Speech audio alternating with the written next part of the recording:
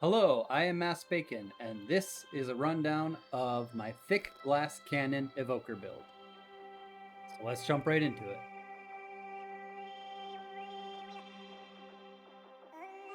So this build is basically designed to lock down your opponents when they're together and then burst damage them until they die, use their walls or their big heals to try to stay alive. If they do survive your initial burst, just have your partner basically CC them until your cooldowns are back up, and then you just burst them again. It does work in 3v3s. It is a little bit harder to land that perfect combo sort of thing when they have a healer, especially if they have a really good healer. And when there's 3 of them, it's just harder to line up the shots with all of them. It does still work for 3v3s, just not as effectively, and it will take a lot longer for you to kill them, especially like this guy. He was an insane healer and kept his team alive really, really well. And then himself, he did not want to die.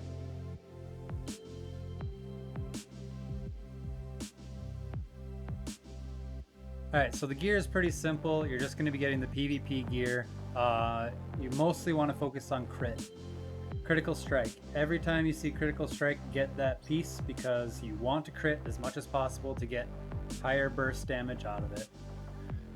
In moments that you can't, or on gear that you can't, get mastery just because that increases your initial damage. But I went basically crit everything I could, and this is all the low level PvP gear because this is before the rated. It's before December 12th. Rated and Conquest doesn't come out till December 12th. But it's basically going to be the same as far as I'm aware. Just get crit and you're golden. Oh, and a little side note, obviously you're going to get the Gladiator medallion, or Aspirants medallion that they call it now. And for the other trinket, you're going to want to get the Crimson Aspirants emblem. Just because if the battle does continue on for a long time, you're going to want that extra maximum health so that they don't just totally destroy you. And we'll get more into that when I come to the rotation of everything, and I'll explain why.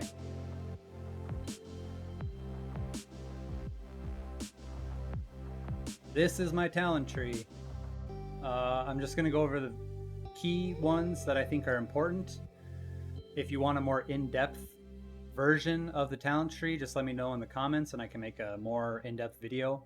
But key ones are Forger of Mountains. You're going to want to get that. I don't see it on many online builds, because if you can lock both of the enemies down in a nice path where your deep breath can get them while your teammate is bashing on them endlessly, that 200% damage before breaking is very important. Another key one is recall. I don't see this on any builds, but it is amazing. You use your deep breath and then you teleport back behind them. They turn around thinking you're over there. Now you're behind them and they gotta reposition. Tip the scales, pretty common, just because it makes your fire breath instant. And yeah, those are pretty much the important ones. Anything with deep breath, you're going to want, yes, you do want the stuns, just because once you blast them, you're going to want to be able to set up, and I'll get into that when we get into the rotation. In devastation points, you're obviously going to want Dragon Rage. That is very important. The most important, in my opinion, because this ability is ridiculous. It blasts the crap out of your 2 enemies, or actually multiple enemies if you're in just regular BGs. And yes, Spellweaver Dominance. Your damage critical strikes deal 220% damage instead of the usual 200%. That extra 20% damage on a crit build is very important. Other than that, like I said, if you want more in-depth version of this part, just let me know in the comments and I can make a video.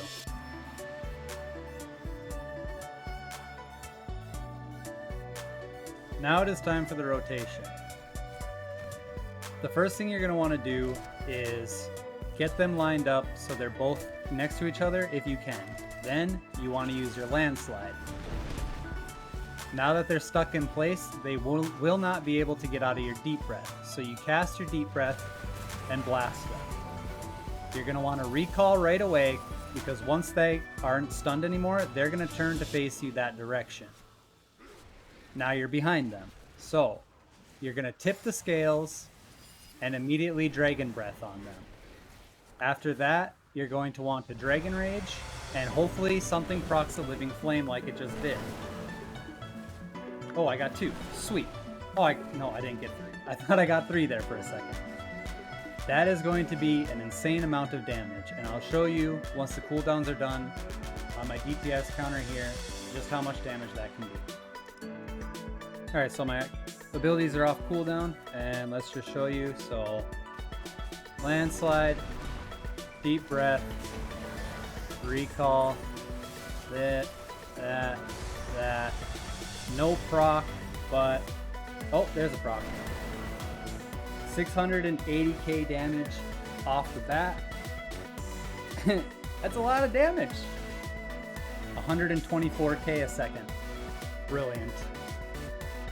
If they survive your initial burst, you're either going to want to go into defense mode, or if they're low enough, you're going to hit them with an Eternity Surge. You're going to only go up to 2, so that way you hit both of them. And if they're low, just keep hitting them with Living Flame and Disintegrate until they're off cool, or until the rest of your stuff is off cooldown. If they survive and you didn't get any good crits off and they're at like half health, you're gonna want to start thinking of going into defense mode. So you're gonna want to prepare your Obsidian Scales, probably cast Renewing Blaze right away because they're gonna start beating the crap out of you. And if you hit about half health, you're gonna want to enable your trinket and start throwing Emerald Blossoms down. You're going to want to try to keep them locked in place as much as possible while you are trying to escape, or just kind of kite them around until you can get your abilities off cooldown. Your partner should be trying to CC them during that time and keep damaging them and keeping them on the defense till your Deep Breath is up, your Fire Breath is up, or your Eternity Surge is up, because those are the shortest cooldown. That's pretty much the rotation. It's rinse and repeat once everything big is off cooldown. If they survive all of that, just keep going until they die.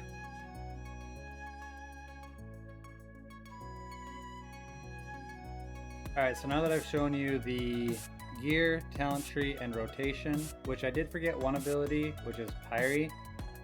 You just kind of throw that out whenever you can after you pop all your big cooldowns.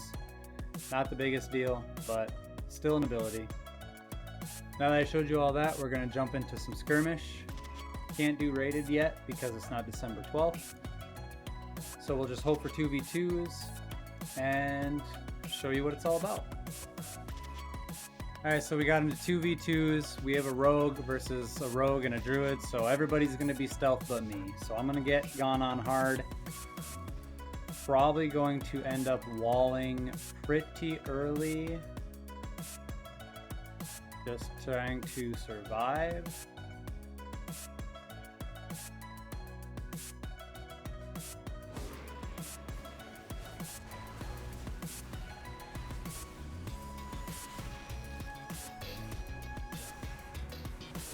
And good. Nope.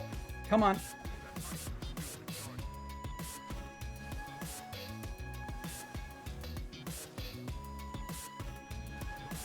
Oh, this guy just gave up.